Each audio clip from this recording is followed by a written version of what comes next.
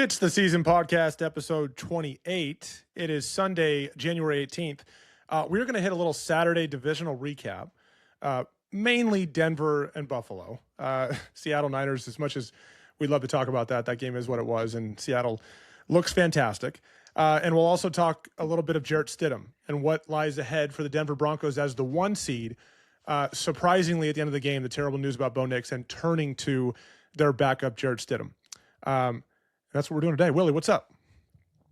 Not much, man. I knew we were going to do a podcast today, and we're going to have a lot of conversations. Obviously, a lot of insight that's unique in this situation. I mean, I got several messages. My dad hit me up with all these messages of people wanting to do interviews about them having a backup quarterback, playing in a championship game. There are some parallels we'll get into, and yeah. I just told my dad, I said, hey, that's awesome in all respects. This is why Evan and I do the season pod, so we can talk about all the different things from our perspectives. And, it sucks for Bo Nix. I feel for him. I mean, just such a great season leading the Broncos in the way he's done in year 2. Carson was in year 2 in Philadelphia as well. But, this is why we have the season pod, so Evan and I can give our perspectives and have our organic conversation on our platform. So, yeah. We'll dive into that in a little bit, but it's going to be a really, I've been thinking about it since it happened, just all the emotions of everything I went through and what I did to prepare to be the best I could be for my team. So we'll get into that very soon. Yeah, you feel for Bo. I mean, had a fantastic game, fantastic season for that matter, and gave the team and the city a lot of reason to believe in what lied ahead for this team. Now, there is still a lot that lies ahead, like we're going to get into, but I do want to focus primarily on that game, Bills and Broncos. Obviously a really good football game down the stretch through overtime. And to also see Josh Allen as emotional as he was after the game was tough because I love watching Josh play. And we felt like Josh, for most of the year, were like, hey, this guy's the best player in the league. And can he do enough despite some defensive issues? Obviously they run the ball really well with Cook, but can he do enough to get them to where they want to go? And I just did not think that we would be talking about a Bills loss in the playoff where Josh Allen really, in a lot of ways, fell short. And I know that's probably a reason he was pretty emotional yesterday, right? I mean, 5 turnovers the team had. Josh had 2 interceptions and 2 fumbles. He actually had 3 fumbles, but only 2 of them were lost. So that's 4 total turnovers for Josh. One of them was not his fault. He ended up getting hit in the pocket and fumbled the ball. The other 2 were. So if you look at the way the quarterbacks played, let's look at that first. So Josh Allen was 25 of 39 for 283 yards, 3 touchdowns, 4 turnovers. Bo Nix was 26 of 46 for 279, 3 touchdowns, 1 interception. Here's the interesting thing about the game, because turnovers do matter. Buffalo had more first downs. They were 10 of 15 on third downs. They were 67% on third down, which is a really good day on third down if you're an offense. They had 449 total yards. That's 100 more total yards than Denver. Buffalo had 183 rushing yards on 36 attempts. That includes Josh Allen. Denver had 70. Buffalo had more drives, they had less drives than Denver. On 2 less drives, they did all this than Denver. 2 less drives. But, here's the but, 5 turnovers. They were -4 in the turnover margin. CBS threw up an amazing stat yesterday, Nick. I'm not sure if you saw it. It reads like this. Road teams in the playoffs are 1-85. 1 win, 85 losses, with -3 or worse in the turnover differential. And the Bills were -4. They had 5 turnovers and only had 1 takeaway. That makes them -4 in turnovers. And also, Nick, I thought Josh Allen missed uncharacteristically in key moments because it happens sometimes. Josh missed some key throws. The ones that pop out are to Dawson Knox, the tight end, over the middle of the field on kind of that beeline route. Probably going to be a touchdown. Yeah, 20 seconds left in regulation. Likely leads to a touchdown. If not, puts him on maybe the 2-yard line. He was late, or I should say he underthrew, maybe a little bit late, but he also underthrew. The throw to Brandon Cooks that ended up being an interception. That was controversial. We'll get to that in a second. And the other interception deep on that deep post, he threw it too far inside, kind of behind the receiver. Uncharacteristic for Josh, right? And then late in the first half, the fumble. Now, the strategy was interesting because they're on their own 30. There's 16 seconds left in the half. And this ended up effectively giving the Patriots 3 points, right? Which is a big deal in this game. There's 16 seconds left in the half. They have no timeouts. And Josh takes off running, right? Even if he doesn't fumble that football, the half is likely over. There's not enough time. They have no timeouts, right? They got to get up and try to – they're not going to get a field goal there. So the strategy from a McDermott standpoint and Josh Allen's standpoint was uncharacteristic of Josh Allen. And so I think he put a lot of that weight on himself because this team, while they allowed 33 or 30, however many points it was, 33, not a great defensive effort overall, right? Didn't get enough takeaways, but I never thought we'd be talking about Josh coming up short in a game like this. Yeah, I think sometimes you just start feeling the pressure as a quarterback. I mean, a lot of people have been talking about is they're going to go as far as Josh takes them, but you forget it's a team sport, right? I mean, the defense might not have been up to the standard that they were expecting throughout the course of the season, and the offense was leading the way with Josh Allen leading the way. But sometimes as a quarterback, you go into these games and it's sort of a dangerous mindset where you feel like you have to make every play and do more than you need to do. I mean, there's some routine plays that we were just talking about. Both those interceptions, pretty routine plays. I mean, the one that was deep where the safety or whoever was picked it off underneath where he left it behind. I mean, that's one of those ones you just launch the ball over everyone's head and let your receiver go get it. I'm surprised he threw the ball the way he did. And then the one that knocks, I mean, that's just a typical, easy, right across the middle, just throw it out there. Your guy's going to catch it. Maybe the corner makes the play on the 2-yard line, but you're going to have first and goal on the 2 or the 1, or maybe he scores a touchdown. I mean, that's what we forget about sometimes as quarterbacks and players. And I always had to remind myself going into certain games is, hey, play the play, trust the play, and then let the big plays, the scrambles, the adjustments, stepping up in the pocket, maybe sliding out of the pocket come to you. Don't search for them.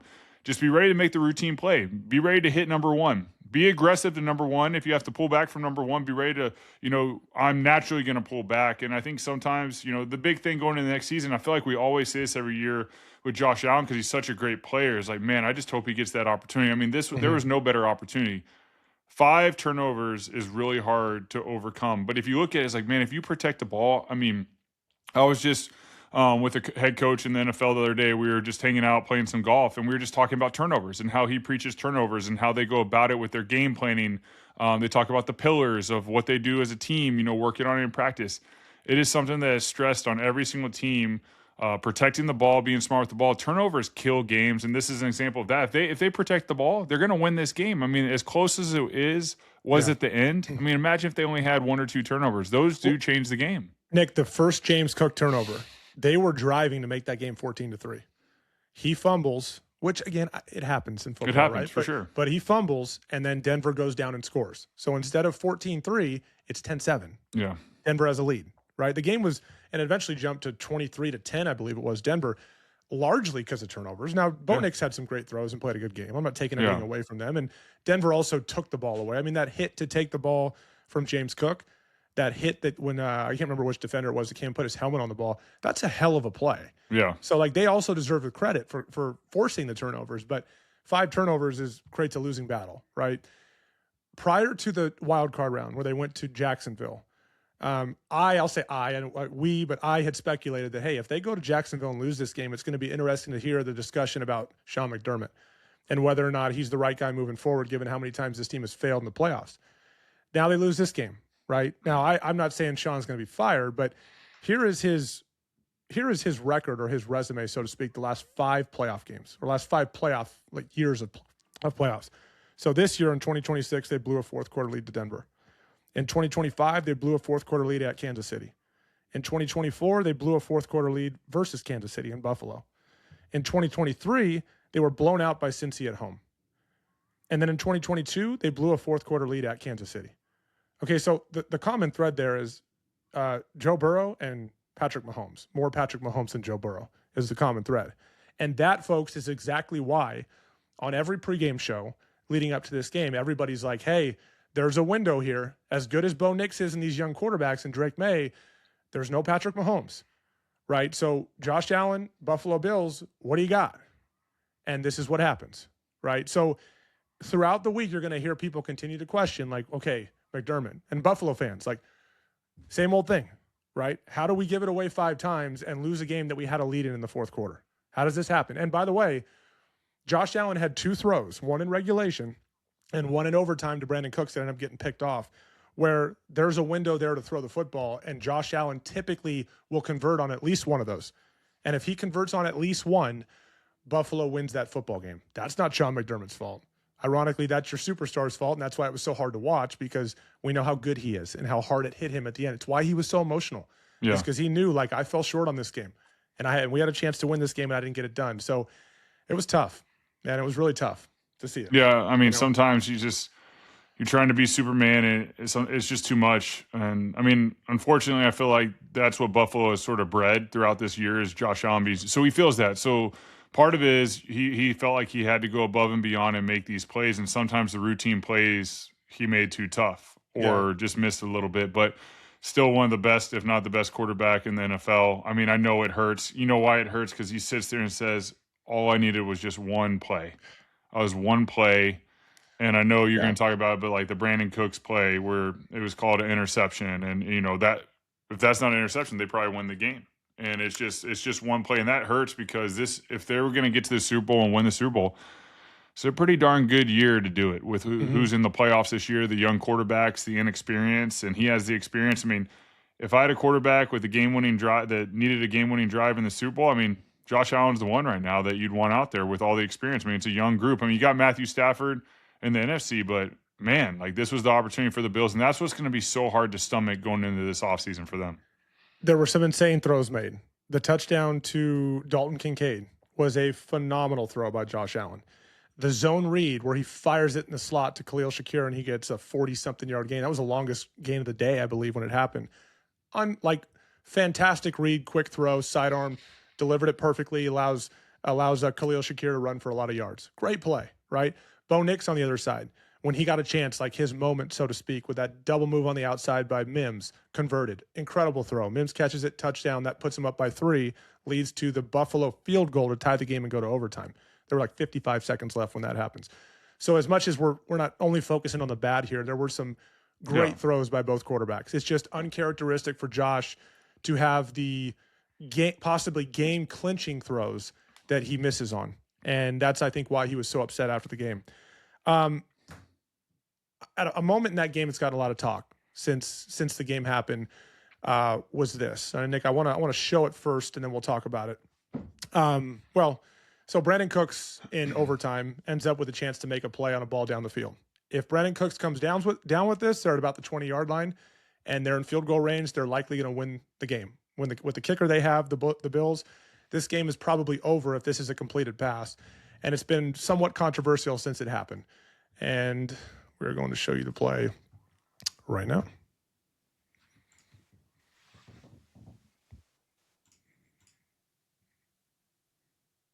And I've had a chance to look at. So this is Sean McDermott. It's hard for me. This is Sean McDermott talking. Here's the play.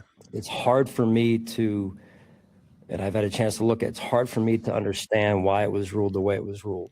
So Sean McDermott's obviously very frustrated about the call on this play. He's frustrated, it wasn't called a completion for Brandon Cooks. He's also frustrated that the league didn't spend more time looking at it. Yeah. I understand the frustration on the second part of things, but the NFL's officiating spokesperson, Walt Anderson, longtime official, has since come out and said, no, like it was looked at. There's a lot of people in New York with replay assist and the Hawkeye. All these people are looking at stuff really closely in real time. And there's a bunch of eyes on it in real time. We don't need to stop it like college does for 5 minutes and look at it 100 different ways and then make a decision. In real time, we're looking at it immediately. So that's Walt's retort to this. I should say the league's retort to this is that, hey, if you don't like the call, fine, but don't tell us we didn't spend enough time on it because right when it happens, we're looping it a bunch. So even a 15-second break for us is plenty to see it. That's Walt. Take it or leave it. Like that's their retort. The problem here is if you dig a little bit deeper, back on, I believe it was December 7th, the Steelers were playing a game where Aaron Rodgers threw a pass. There is some similarities here. Aaron Rodgers threw a pass. It was batted at the line of scrimmage, and it was batted back to Aaron. Aaron catches it, goes to the ground. His knee hits the ground after he possesses it. His knee hits the ground, and then as he's falling all the way to the ground after his knee hit, they take it away from him. So in real time, it was called like they gave the ball to the defense. I guess an interception because they ruled Aaron never had possession. He ripped it out of his hand. Interception. Upon further review, the play was overturned and the ball was given to Pittsburgh because they claimed Aaron had possession. His knee was down. Play was over at that moment. They gave the ball back to Pittsburgh. In the following week, the NFL, I believe the guy's name, the NFL's VP of Instant Replay, Mark Butterworth, defended the decision publicly to give the ball back to the Steelers based on how it played out. So you might be asking, what does that have to do with this play? Well, let's come back to it. So there's a moment in time where Brandon Cooks goes to the ground and the ball looks like it's in his possession. So it's hard for me to, and I've had right there. Okay, if you're watching on YouTube, you can see this. If you're obviously listening to the audio, you're gonna miss it. But right there, his knee is on the ground. The ball is in his hands. Okay, we're also looking at this in slow-mo. So the NFL stance on this is when you slow this thing down too much, the amount of time that he has possession, or it appears he has possession of the football, is not as long as you think. So the NFL's response to that is that they feel the ball came loose basically immediately after he touched the ground. And so he never had possession long enough to say it was a catch, and it was ripped out of his hands by the defender. So it's sort of a matter of opinion here. It's really difficult to say, and what was the ruling on the field? It was an interception. So they feel it came out too quick for them to overturn the play and say there's irrefutable evidence to overturn the play. That's the explanation from the NFL. So I have a different viewpoint that I haven't really thought about just watching it back is if say the DB is not even involved, say Brandon Cooks is just by himself and goes up to jump, but then he falls and the ball comes out like the way it did. I don't think they're going to call it a completion. Yeah, he didn't survive the ground, is what they say. Yeah, I don't think, I think if the DB is not there and Brandon Cooks is over the top, wide open, jumps up, catches it, and the ball comes out and just hits the ground, and they're wanting it to be a completed pass, I don't think the NFL is going to say it was completed. I think it's going to be an incomplete pass. So therefore, the interception makes a lot of sense to me. I think Richard Sherman said it surprised him with, him playing defensive back. It always goes to the wide receiver, the tie and everything. My whole thing when I watch this, because it's tough, man. This is one of the toughest ones to sort of navigate. I mean, in real time and everything, he didn't possess the ball. Trust me, I love Brandon Cooks. I love Josh Allen. I was sort of rooting for him. I mean, I also have friends on the Broncos. This is just a huge play. But I do think that if Brandon Cooks was by himself without a DB and went up and then the ball came out as quick as it did when he hit the ground, I do think the NFL would say incomplete pass. I don't see them saying, this was a completed pass, the ground caused the fumble. I think it would just be an incomplete pass. But therefore, if that's the stance you're taking, this is an interception because the ball never hits the ground. The DB just gets the ball. So therefore, Brandon Cooks never had control enough to call it a catch. So it's just almost like he got it, didn't have possession, but kept it off the ground, and the DB just got it. So it's a tough call. I don't feel strongly one way or the other. I just think that, the way you look at if the DB is not there, would it be a catch? I don't think it's a catch. I think it's a good way to look at it. The point you just made about take the defender out of the play completely, and if he goes down, rolls over, and the ball comes out, it's not going to be a catch. However, I think the DB is also the one that caused it to be ripped out rather than just the ground, right? Dean Blandino is a rules analyst for Fox Sports. He has since come out and said, I think we need to get rid of slowing things down way too much to make decisions on this stuff because it's not realistic. And because so often officials, when they talk about football moves and possessing the ball as you go to the ground, they do look for, you hear not only Dean Blandino, but also Mike Pereira talks about this a lot. They look for that element of time. How long does the guy have the ball? When you slow it down, it distorts that element of time. It creates the perception that, man, he had that ball for at least 2 seconds, man. How are you guys overturning this? No, he didn't. In real time, he had that ball for under a second, right? Yeah. Is that right? In that moment right there, is that knee on the ground? Does he have possession of the ball? Yes. And that's why I don't envy the position these officials are in, because that's extremely difficult to call. And I think it's why they went with the ruling that was made on the field, is they, in real time, without slowing it way down, they didn't see enough to call it irrefutable evidence like they need. That's the standard to overturn the play. But if you look back at the Aaron Rodgers play, maybe Aaron Rodgers back on December 7th had the ball for a hair longer. It does appear, at least, based on that play being overturned, the Aaron Rodgers play, it appears like the standard may have shifted a bit moving forward to January 17th, which was yesterday. It appears that the standard may have shifted just a hair in making that determination, because that play with Aaron was also called a turnover on the field, and it was overturned. And the officials stood by it in the following week when they were talking about it in a report. So, look, close calls like this where the split second matters, it's going to piss somebody off. Had they overturned this and given the ball to Buffalo and Buffalo kicked a field goal, there'll be just as many people on the other side saying this was not handled correctly, whatever the case may be. Sean McDermott was not pleased about it, obviously. After losing the game, he tried to pick his words the right way and not get fined, but he was upset about it, and he felt like they should have spent more time on it. And again, Walt Anderson's stance on this is, guys, We don't need 10 minutes. This isn't college where we go, hey, plays under review, and we spend 10 minutes looking at it. We've got so many eyeballs in New York that are watching this thing closely in real time, and we came to a quick conclusion. That ball was not in his hands long enough. Ball goes to the defense, play stands, right? That determined the game. If Brandon Cooks catches that football and they rule it a catch, they're in field goal range, and the Bills are moving on. There's a 98% chance the Bills are moving on in my mind. Well, the thing about it, though, this is a 3rd and 10. So big picture, yeah, it did in a way because the Bills would have probably won. But then they got the ball. It's basically like a punt. It's 3rd and 10, right?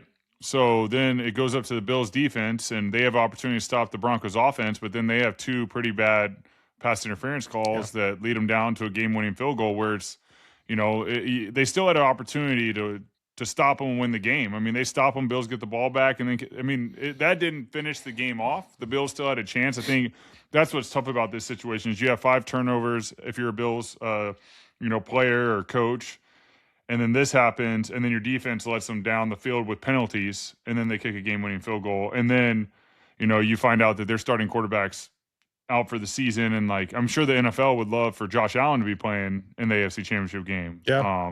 There's always different storylines, but I'm with you. I think that's a tough call for the officials. I think that it's hard to be official, but there's also some calls this season more so than most that, man, it's just been a weird year of officiating.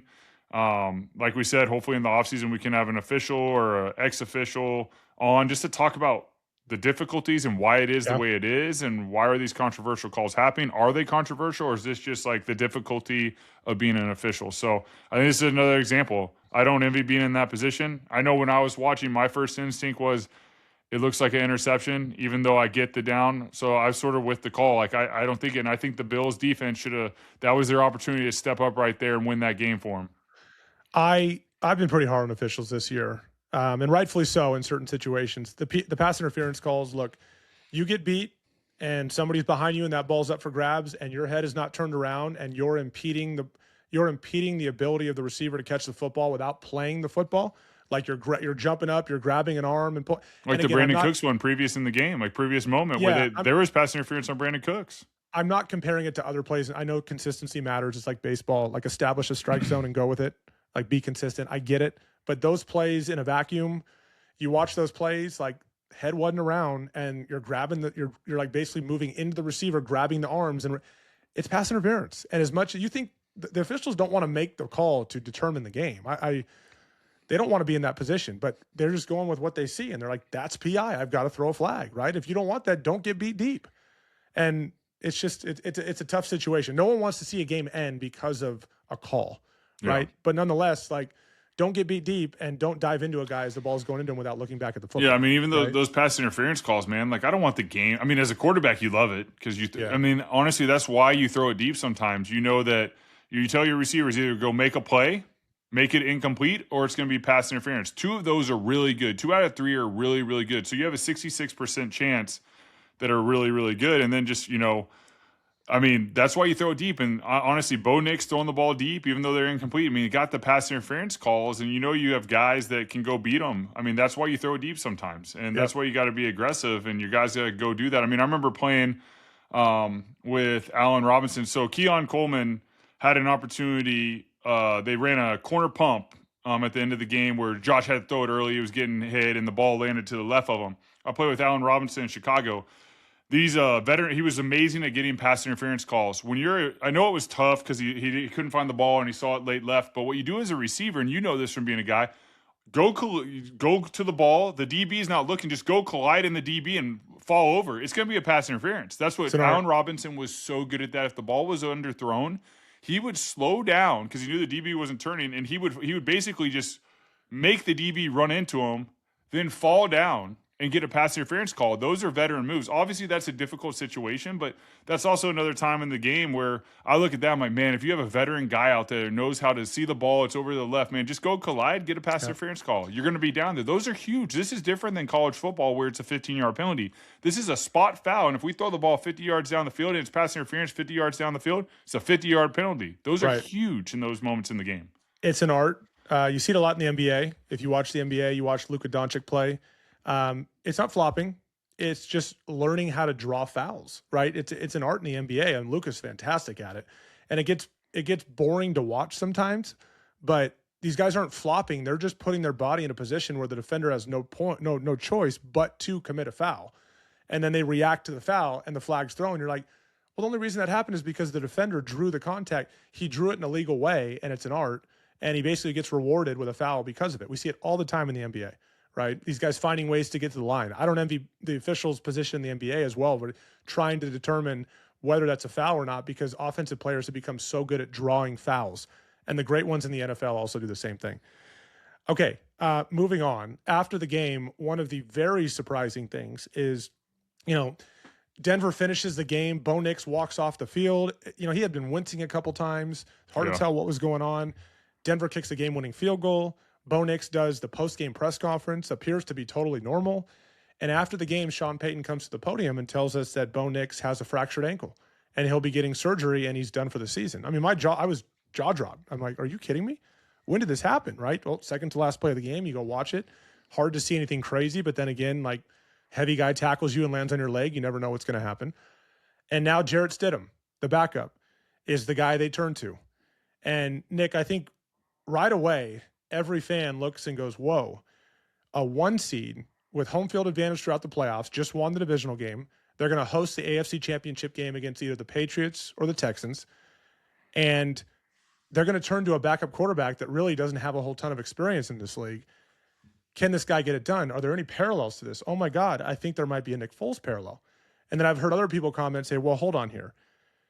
When Nick Foles made that run in 2017, he had over 35 starts and over 55 touchdown passes in his career. He had gone to the Pro Bowl as a starter, whereas Jarrett Stidham has 8 touchdown passes, very few, if any, starts. So some people have rejected that comparison right off the bat, right? Because of the body of work you each have had entering this situation, right? But let's set that aside for a second, because production and what you had done prior to that, yeah, it means something, but there still are tons of parallels. The emotions, the prep, the challenges, the doubts that people are going to have, the doubts that there's going to be people that right away, right off the Denver Broncos. They lost Bo Nix, not a serious contender. Whoever wins the Patriots-Texans game is going to be in the Super Bowl. There's going to be people that feel that way, right? So from that standpoint, I think your input here and your perspective is incredibly valuable. And so I'll start with this. With what Jarrett Stidham in that moment yesterday after the game, instead of celebrating with his team, it probably immediately hit him like, oh my God, this is all turning to me. What do you think Jarrett Stidham is feeling right now when learning the news that he's going to be the guy moving forward given the situation this team is in? I mean, it's an overwhelming feeling, and the only people that know it are the ones who've been in it, and I've been in it a few times, but it's tough because I assume that QB room is pretty tight with those, and Sam Ellinger's there, and Sam and I, Sam's from Austin, Westlake. I've known Sam a long time. We were in Indianapolis together. But it's tough because the first thing you think of is you feel for your teammate. You pray for your teammate. And once you deal with the emotions that your teammate's going through something that's very difficult, like Carson went through in Philadelphia, in LA when we were playing the Rams, I knew he was injured, and then we found the news. You hurt, man. But then you realize, man, I am now leading this team. This is my responsibility. And there's just it's just an emotional roller coaster. The first day is tough. The first 24 hours are tough. I think the only thing I can do is just share like what I went through. I remember going into the facility after the Rams game, and I got to play in the Rams game. I got to help us win that game. Next day, I'm in the this is a regular season game, right? This is a regular season game, and then I started 3 of the last 3 regular season games. First day of prep, Carson's hurt. We're back from LA, and Nate Sudfeld and I are in the QB room early because Nate is now a backup. He is now suiting up. Dude, we had so many emotions we were going through just from a human being perspective that we couldn't even watch film. We just sat there. We turned on some worship music because the way we would start the day and I would start the day, specifically at this time, was reading the Bible, journaling, maybe doing a YouVersion Bible app, and then just listening to something on my way into the facility because I knew I had to get my heart and my mind right. And I always wanted my relationship to be full with the Lord and just glorifying Him, and especially during this trial in this situation that was so overwhelming from an emotional standpoint. So that first day, a lot of it was just Nate and I chopping it up, what we were going through, in a tiny little room where no one could hear. And it was real, man. It was like, whew, this city's depending on us. Like, we felt the weight of it. But after talking with my brother, who was the same position, almost looks like a little brother, it sort of took the weight away. And then finally we were able to watch some film and get some prep work in. And then we came back in the facility. And I think the big thing was, your routine. By that time, we had a great routine as a quarterback room. We stuck to our routine. We did our best to be where we used to always say, be where our feet are, be in the moment. I always go to Matthew 6:34. Therefore, do not worry about tomorrow, for tomorrow will worry about itself. Each day has enough trouble of its own. Man, that was so true. Your mind wants to go to the game on like a Monday or Tuesday. Oh, the game. But that doesn't help you. That just causes more emotions. What you got to do is got to be in the moment. All right, we got blitz meeting. All right, I'm going to be present in blitz meeting. I'm going to take notes. I'm going to talk up. All right, now we have offensive meeting, whatever, team meeting, and you're constantly where you need to be. Focus on be where your feet are. So we go through that first week, and then we go play the New York Giants. And once again, this is a regular season game. This is not the AFC Championship game. And we go there, and you got to get your speed back up. I had played in some mop-up minutes earlier in the year because Carson and the Eagles, we had beat some teams pretty bad, but I had not started a game yet. And I played the game. I think I had 4 touchdowns, 3 maybe in the first half, 4 touchdowns in the game, had a pretty good stat line. We ended up beating the Giants on the road. They were average team. And I remember we watched the film and the coach was like, man, you were a little rusty, but like, we'll get there. And I'm like, man, that was 4 touchdowns. I forget how many yards, but that was their expectations for me. But I was rusty. But the point of it is, Jared's going to be rusty, but it's just finding it within the game plan and what they're trying to do offensively to just not make mistakes. And we'll get into that in a little bit as we dive into what they need to do. But from a emotional standpoint, man, you just got to do it, deal with it, be present, be in the moment. And then you go back to work, you dive into the film room, you go back at it again. And it's just that cycle until we got to the playoffs. But in all honesty, man, I'd imagine Sam and Jared are going through it. And then Carson, once he was able to, was back in our QB room trying to give his advice, trying to cheer us on. Just like I know Bo will have his surgery on Tuesday. We're filming this on Sunday. And he'll be on his way to recovery. But he's going to want to be in that QB room helping those QBs out because it's about the team. It's about the QB room. It's about the brotherhood. And what they've done this year and what Bo's done this year has been so valuable. And Jared's been there every step of the way, but it'll be nice to have that voice on the sideline of like what Bo is seeing in every situation. But man, the emotions are really real. And I guarantee you they're going through it right now. So Sean Payton has already publicly, like he should, expressed a lot of confidence in Jarrett Stidham and said, Jarrett's ready. It's good to go. We'll figure this out. Based on your experience and what you went through with Doug Peterson and Frank, what would be the advice that you would give the coaching staff, Sean Payton and his offensive coaching staff, on how to help Jared in this situation and get the most out of him? Yeah, I mean, that was the key that year was, and I know Chase Daniel said this because he was with Sean Payton in New Orleans. He said this about this topic that, Sean's going to run his game plan. Whatever his game plan is, like, he's going to do his game plan, and Jarrett's going to execute the game plan that he's going to put it all out there for him. The biggest thing that is difficult that you can't really prepare for is the speed and the intensity of the game, especially in the playoffs, especially in the AFC Championship game. So when Carson got hurt, it was in the fourth game before. I guess there was 4 games left. He got hurt in the LA game, and then I started 3, but the last game I only played a quarter versus the Cowboys. But I was able to, start at New York. Then we played against the Oakland Raiders on Christmas night, and then I played a quarter against the Dallas Cowboys. And at the time, week 17, there was only 16 games, so I had time to ramp up. Then we had the bye week, and then we prepared and get to that point in a second. My recommendation going into this week is, and this is actually the bye week was an important topic because everyone wants to know what changed from the regular season to the playoffs. And I'd say the big thing is Frank Reich, Press Taylor, John DeFilippo, Doug Peterson. Is really Frank went and looked at all my highlights throughout my career, really when I played with Chip Kelly early in my career where we were just slinging the rock. They found those plays. They found them within our game plan. Then the bye week, while we were preparing for the divisional round, I went ones versus ones through practices where Frank gave me a wristband with plays on for each period. He said, coaches aren't talking to you today. Here are your plays. Read them how you want to read them. We're not going to coach you on it. We just want to see what you do. Just make plays today. And it was a weird sort of exercise. But by the end of practice, and we're going against our starting defense, ones versus ones, and he just said sling it. And our starting defense was really, really good. And I had a great practice. I felt very aggressive. I was making tight window throws. Coaches didn't talk to me. I had the plays on my wristband because they didn't want to mess with me. They said, read it how, and I read it how I wanted to. I just played with my instincts. And at the end of practice, we were watching film, and Frank's like, listen, we've been having you run this offense that Carson runs. And within this offense, you're a read, react player, whereas Carson wants everything to be built, here on the hash. Here's the motion. You just need plays that you love and that you've repped a lot of.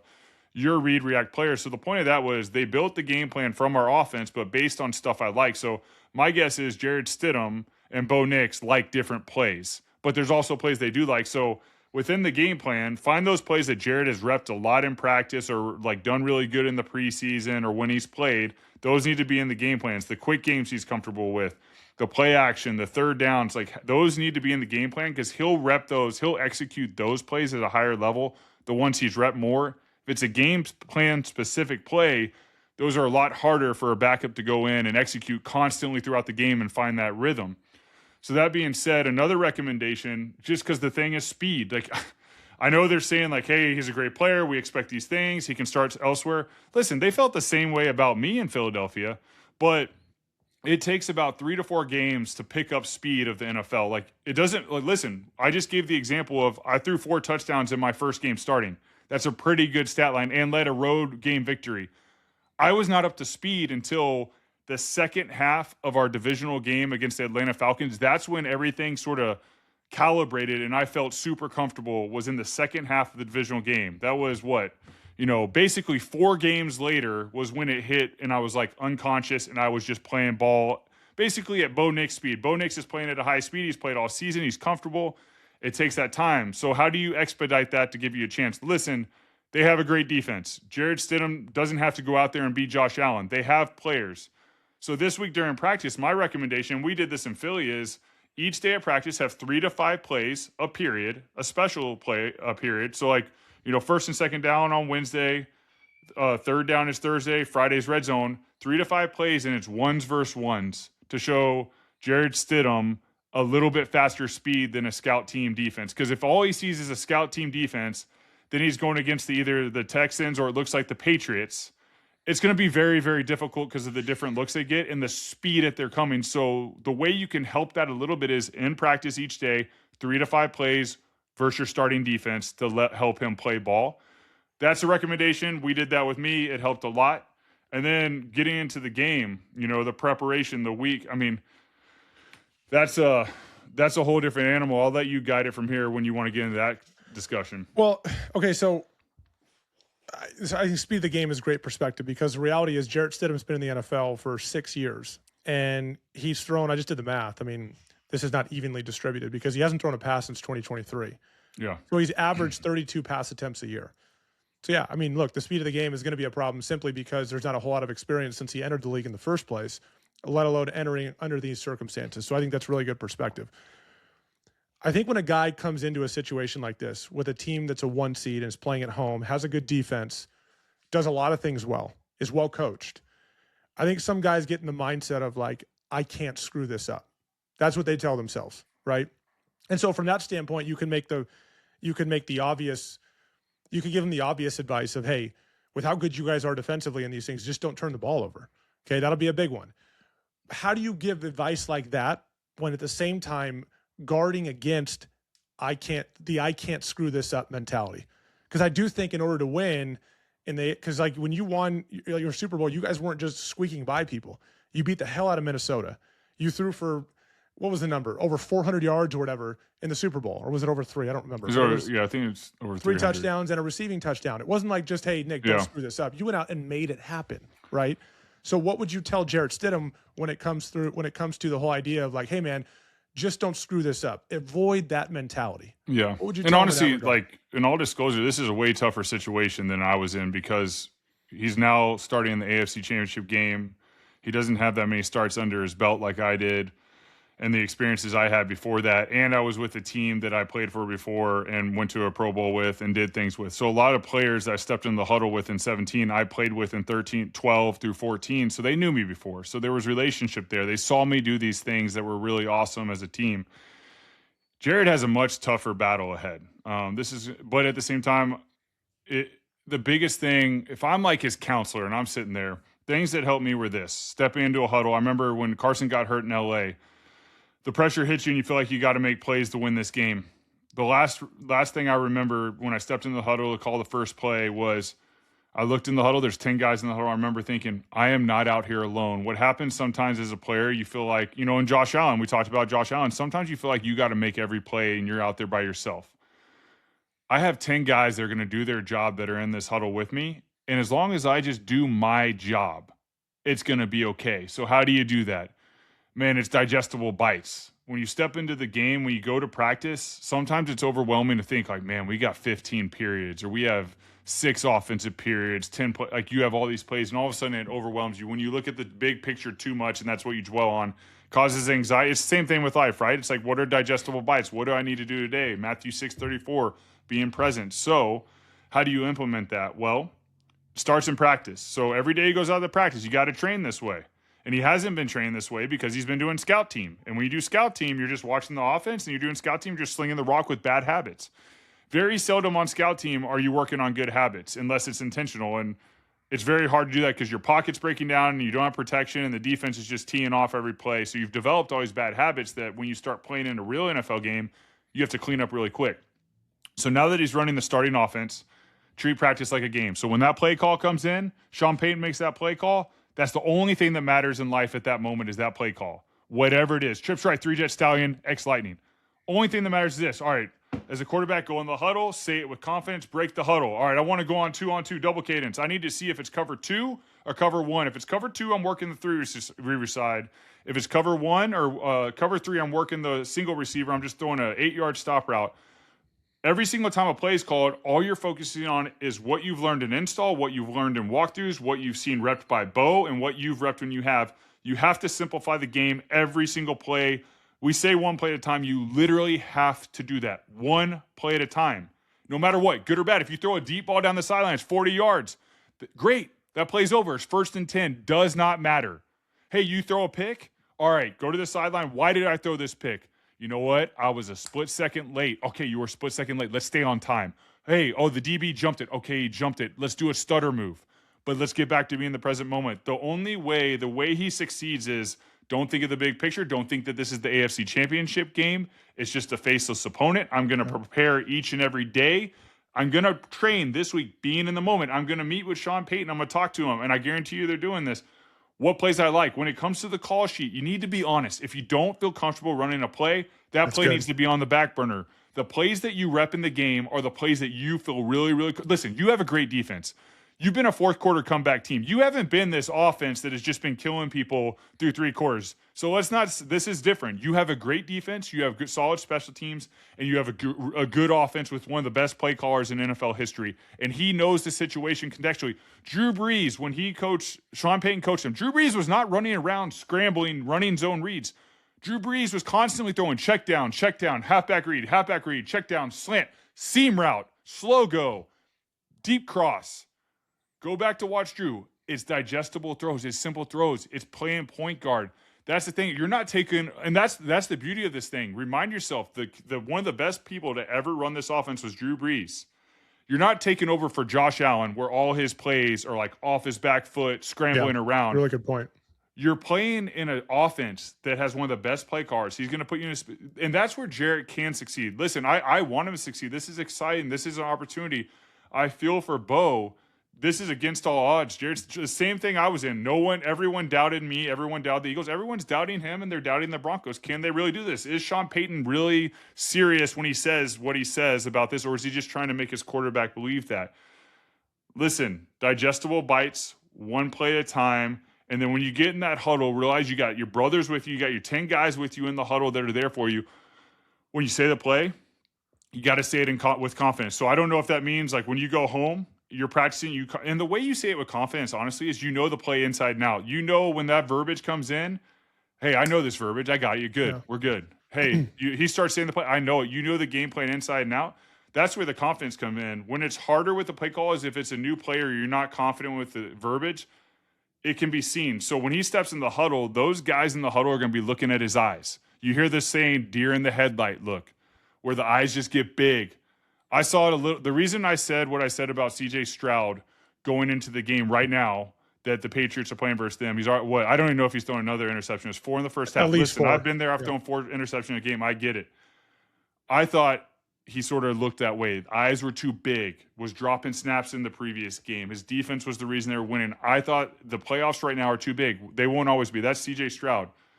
Jarrett Stidham can look at that and learn from that. Listen, ball protection right now with this situation is at a premium. But the way you do that is not think about protecting the ball like you were saying. I'm basically getting to your point. But trusting your reads of what you've learned day in and day out and just going out there and executing them. And little things like, hey, trust your footwork. Hey, if you step up and your time is out, get it to the back, get it to the check down, throw it out of bounds. If you lose your feet and the pocket breaks down, find the back. Don't try to make it. Hey, if you step up and the timing hitch, run forward, get the first down, drop down, slide. Those are the little things that throughout this week he just needs to do that. And then honestly, and this is a mistake I bet a lot of people play because they think that more is better. Get there in the morning, get your work in, be disciplined throughout the day. When you get home, go to sleep. The key is getting great sleep. You can't go into this game exhausted. So basically, when do they play next week? When's the game? Is it Sunday? They're both on Sunday. So they're both on Sunday. So Probably the morning game is my guess. Grind Monday through Friday at 2 o'clock or 1:30 when you're done. That is your grind time. After that, it's all about recovery, rest, sleep, and looking over the playbook. Nothing physical. You know, I always got a massage Thursday nights because if anyone ever gets a deep tissue massage, the day after you feel pretty bad. So like I always wanted that to be my Friday practice because I would run around and sweat and flush it and then do like the sauna and stuff. And by Saturday and Sunday, I'd feel a lot better. So those little things, man, like make sure you get your sleep, more energy, brain's ready, better decisions are going to be made. What would you tell? So as an extension of what we were talking about with Sean Payton, if you're Jarrett Stidham, how do you want to hear Sean Payton address the team this week? What do you want to hear him say to the team in front of the entire team about the challenge at the quarterback position? Or do you want him to say anything?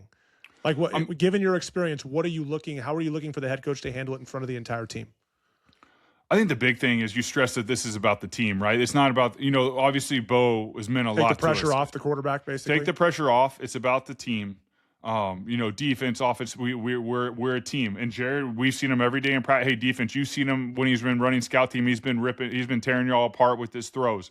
And I guarantee you, I mean, with his confidence and what he said, like, guys that rep scout team, I know Sam Ellinger's there. Like when you're repping scout team, like as a quarterback and you're in the league, like you wanna make some throws. You wanna give your defense the best look. You're not going out there to just throw interceptions. Like you're trying to put the ball in like some tight windows. And that's the beauty of it is you are when you're running scout team going against the number one defense every day. You're just not going against the defense with your starters. So therefore, he has been going against his starting defense the entire year, which is a blessing because they're really, really good. So he's gotten to see them more than Bo Nix has because he goes against them every day in practice. So therefore, the defense probably has confidence because I guarantee you he's probably been giving them good looks all year. And just go into that meeting, take the pressure off the quarterback. He's going to do his job, but it's about each and every person doing their job. Hey, let's rally around it. This has been done before. If you want to go back to the Eagles, I mean, listen, we're the closest thing to it with the Eagles and what happened in 2017. And the key to that was not me. I was a piece of the puzzle. I know it was an important piece, but if I didn't have such great teammates and coaches and just such a great base at that NovaCare facility, there's no way. And ultimately, the big thing I said was like my foundation and faith, like spending time with the Lord, knowing like, man, this is too much for me to handle. God, I trust you and I want to glorify you through winning or losing. I just pray that I play without fear. Those things matter so much when you step in the facility and you're leading a group of men. And I think the biggest thing in anything, don't realize you are not alone. You are with your team and trust that. And that's why this game is so special is you got teammates. You're not playing golf. You're not playing singles tennis. Like you have guys there that are, I mean, if this was golf, you're screwed. Like, totally. No way. But you got guys there that if something happens, hey, I got you. And honestly, what I noticed too when I played, guys know the situation Jarrett Stidham's in, and they're going to rise to the occasion if they're ready. I got to play a little bit better for this guy. I got to block a little bit longer. I got to run harder. Hey, if I catch a screenplay, this can't just be a 7-yard gain. I got to make a guy miss it. I got to get 22. things like that. This is where great teams rally around and do something special. And I've been blessed to be a part of a great team that's done it. So for Sean Payton, you're saying like, the players are smart, right? You don't need to try to create all this fake confidence in your quarterback. Yeah. It's not like this guy's a multi-time Pro Bowler and he's going to go out and like, forget that. Like focus on the collective team effort is what you're saying. Take pressure off the quarterback that way. And by the way, I realize Sean Payton is a very accomplished head coach, right? He'd probably hear a lot of this feedback and be like, well, yeah, of course, guys. But nonetheless, like this is fantastic perspective from Nick. Nick, one more thing here that I think this is really, really important because I've heard you talk about this during your Super Bowl run.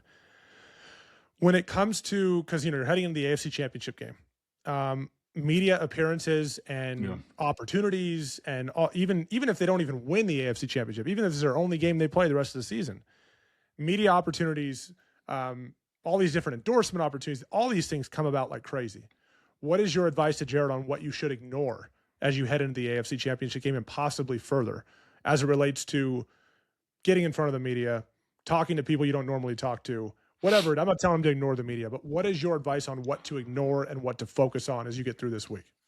Yeah, so what I always told my media relations department during this time and anytime I was in this situation, which honestly was 2 years in a row in Philly when Carson got hurt at the end of the season. So I've dealt with this and they knew me. I'm not like trying to talk to the media, but I had no problem talking to the media. I just didn't want to be doing that all the time. So I said, hey, whatever is mandatory from the NFL, I got you. I'm not going to fight you. That's great. But if it's anything extra that's like, hey, will you do a solid or so-and-so wants to do it, I don't want to do it. And it's not against them. I got to focus. I can't just keep talking about what's going on because the more you talk about it, it more clutters in your mind. Yeah. The key is to go into the game without clutter in your mind with a clear, precise image of what you're going to do. And that's execute, and just be in the moment. So from a media perspective is what is the minimum mandatory, and that's all I do, and just please say, hey, he's focused on this game and just move on. And then when it comes to marketing, which there won't be, I doubt there's marketing for this game, but maybe there is. We won the NFC title game, and I had played in several games before that, but we won the NFC title game, and then we had the bye week before the Super Bowl. And the Friday before we went to Minneapolis on a Sunday, I always take my wife on a date night on Friday. It was my time with Tori, is my time to just talk. It was our time to talk and just take a breather and not think about football and just talk about everything, even though we would talk about football. Well, I had a phone call with my marketing agent, Austin LII, and 30-minute phone call talking about all the potential marketing opportunities leading up to Super Bowl. 7 figures are on the table. It's a lot of money. I'm on a backup deal. It's a lot of money. And at the end of it, he's like, hey, what do you want to do? And like basically saying like, just agree to him. Like this is a simple thing, right? And the reason you agree to it then for people that aren't listening is like, if you win the game, you get the maximum. But if you lose it, like let's just say $1 million for easy money for 7 figures. Hey, if you lose though, you still make $250K just for saying yes right now. That's why people agree before the game is either way you're making money. So I just said, hey, Austin, I really respect all these companies. I respect, their conversations with you, but please go to them and just say, hey, Nick's not agreeing to anything. Nick's focused 100% on the game. And what I told him is this, listen, it's not about the money. You stiff-armed all of them. I stiff-armed all of them. And the reason is I knew I needed that 0.001% of whatever the marketing pulled my attention away, whether it's like a headphone you're wearing or whatever it is. I don't want to be thinking about that. My main focus was beating the Patriots, which ironically, the Patriots are probably about to go against another backup. So they don't have a great history with that. So that also plays into this whole thing is last time they played a backup quarterback in these situations, they got beat. So that helps Jared. That's in their mind, and maybe we can bring that out. Maybe this can get out there in the news more so that it just constantly go in the Patriots' mind that they got beat back in 17 and 18. But that was a big thing. And it was more so for me is I wanted 100% of my focus on the Super Bowl, on the major game, on the championship game, and not on my marketing. Like, you play this game, you dream about being an NFL athlete or a pro athlete as a kid. And now you've been blessed. I mean, obviously it's stunk that Carson got hurt, but I was in a position to play in the Super Bowl. Am I going to all of a sudden pull my attention away for a marketing deal, or am I just focused on winning this Super Bowl and beating the Patriots? Like where your priorities lie? That other stuff will come, is your point. If you win, that other stuff will take care of itself, right? Exactly. And now there might be guys that already have marketing deals at this point that they signed before the season. I get that. These are new marketing deals because I was a backup now going to Super Bowl that these companies wanted to be seen. So man, I just went into the game with a peace of mind. I just focused. It was 2 of the hardest weeks of football preparing for the Super Bowl I'd ever been a part of because of how much I hunkered down and blocked out the outside noise it was exhausting. I couldn't wait to play the game and just get it going because I was exhausted from blocking everything out. But you're right. You win the game, it takes care of the rest. And like if you win, like yeah, you make some, but was it worth it to pull your attention away? So that being said, the simplistic term is just focus on what matters. Focus on the priorities, focus on your team, focus on your preparation, focus on your nutrition, focus on your hydration, focus on your rest, your recovery, your sleep, whatever routine you're doing. More is not better right now. The problem a lot of young quarterbacks and a lot of backups make This is good right here. There's a shift in a mindset when you become a star. I had a coach tell me when I was a backup, he's like, hey, and then I became a starter again. He's like, hey, this was 18 Super Bowls. Like, because I'd be silly. When I was the backup, like I didn't take everything so seriously. I was trying to be more light. And he's like, I need the Nick that's like the starter, not that. I'm like, listen, if I was always stressed out and had so much on my plate, like I was a starter and I was a backup, I'd be exhausted if all of a sudden now the starter gets hurt and I got to play. So that being said is it was still the same routine. It's just a different mindset, right? Like you have more pressure. You're doing the walkthroughs, more is on your plate, but still same routine. So what I would say is this, more is not always better, especially this week. You have your preparation. You have your schedule of when you've watched film as a quarterback room, as an individual. Do not change that this week. That is a bad decision to change your routine going into a game. There's going to be more intensity. You're going to be a part of the walkthroughs. You're going to use more brain power throughout the day. That's fine. Stick to your routine. Trust your routine. Rest and recovery is at a premium. Do not wear yourself out trying to study more film. We had this routine, and I think this is unique. Monday and Tuesday, we watched at least 3 to 4 games of the previous opponent. So say you're playing the Patriots. I would watch 3 to 4 games of the Patriots when they played similar offenses that were similar to us. So I had an idea from a broad perspective. You know, I'd have my coffee, I'd be chilling, I'd take little generic notes. Wednesday would be first, second down, blitz, first, second down, cut up. So I'm seeing how they're playing in first and second down, what coverages, and what blitzes do I have to be worried about. Thursday was my short yardage, third down, red zone, or tight zone, or whatever we called it, goal line, cut up, and then Friday was red zone. I knew what my cut-ups and my film study were, so I just stuck to it because I knew by the time I got to the game, I was prepared, but I had enough gray area to react to new things. Sometimes you do more, and there was a quarterback several years, I think Case Keenum said it, he started seeing ghosts because you watch so much film, you nonstop watch film, all of a sudden, when you get on the field, you're expecting to see something that you've watched on film, and you haven't given yourself any gray area. I think to it was react. Sam Darnold that said he was seeing ghosts in New York. I think Case and Sam Darnold both said it. Listen, I've said it, just not publicly. Seeing ghosts just means you're seeing something that you watched on film, and you think you see it, but in reality, like maybe you saw a cover 2, but it really was a quarter halves because you can't see the field cleanly. So it's like, what is the balance of preparation, film study to where I understand what I'm going to see, I'm prepared for what I'm going to see, but when I step on that field, I have enough gray area to react to new things or things that are happening when they adapt throughout the game because there's going to be a new blitz. There's going to be a counter to that blitz. We got to be ready for it, and I got to be able to see it. So you don't change things this week. Go out there and realize you're not alone and just execute thought. And honestly, the good thing about this offense is there's going to be a lot of quick completions. A lot of quick completions. I mean, Sean that's Payton's how they offense, brought Bo along when you think about it. I mean, Bo led the league in attempts for the better part of the year. And it's not because Bo is like this gunslinger that they felt like, let's chuck it down the field a bunch. A lot of their throws were run replacement throws. In the run game. Easy completions. Drew made a living on that in New Orleans. Just throw, and honestly, those are great plays because what happens is, and what quarterbacks and like people don't realize is, you throw those little completions early, you're going to the sideline and you're looking at what coverages are playing after you got positive plays. You're like, oh man, look at that. Hey, they went cover 3. Hey, we hit a stick route here or whatever, or a little hitch route. Hey, we're gonna do a little play action seam. It's gonna be cover 3. Hey, you're gonna play fake, rise, quick hitch, and you're gonna fire that seam. It's gonna be there. We already know this is how they're playing this today. So you gather that information, but I like that. Like you might have a shot in the first 15, a hard play action shot, but let your quarterback get settled. Quick completions, maybe an RPO bubble screen, maybe a little running back screen. I always like little screens as completions to start, maybe a stick route, slant route. Get them settled, and then when you have a shot, let's just do a little play action deep cross post. Those are easy concepts to read. It's 1 to 2, alert the post. Sean Payton knows this, and that's the value of this. Your head coach is a great offensive coordinator. He knows how to call plays.